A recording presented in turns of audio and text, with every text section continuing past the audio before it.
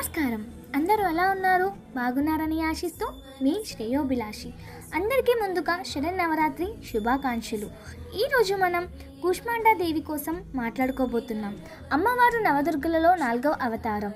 ఆ తల్లిని మనం ఆశ్వయుద్ధ శుద్ధ చవితి నాడు నవరాత్రుల్లో 4వ రోజును ప్రత్యేకంగా చేసుకుంటాము. కూష్మాండా దేవి యొక్క పూర్తి పేరుకి అర్థం ఇప్పుడు నేను మీ అందరికీ తెలియజేస్తాను. కు అనగా చిన్న, ఊష్మ అంటే శక్తి, అండ అంటే విశ్వం అని అర్థం. తన శక్తితో ఈ విశ్వాన్ని సృష్టించిందని అర్థం. విశ్వంలో చీకటి మాత్రమే ఉన్న కాలంలో తన చిరునవ్వుతో వెలుగుని ప్రసాదించింది. ఈ కళ్యాణ రూపదేవత స్వరూపం బ్రహ్మాండానికి అధికారక శక్తిగా నిలిచింది.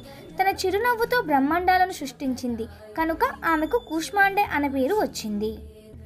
కూష్మాండా దేవి 8 చేతులతో ఒక్కొక్క చేతిలో ఒక్కొక్క ఆయుధాన్ని కలిగి ఉంటుంది.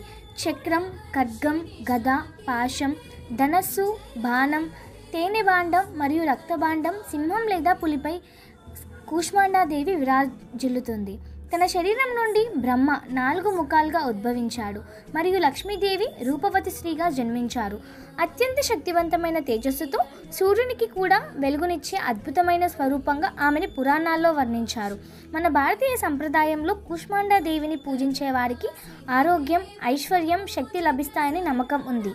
మీ అందరికీ ఆ అమ్మవారి దీవెనలు ఎల్లప్పుడూ ఉండాలని కోరుకుంటూ మీ శ్రేయోభిలాషి. మరిన్ని వీడియోస్ కోసం లైక్, షేర్ అండ్ సబ్స్క్రైబ్ చేయండి. ధన్యవాదములు. ఇట్లు మీ శ్రేయోభిలాషి.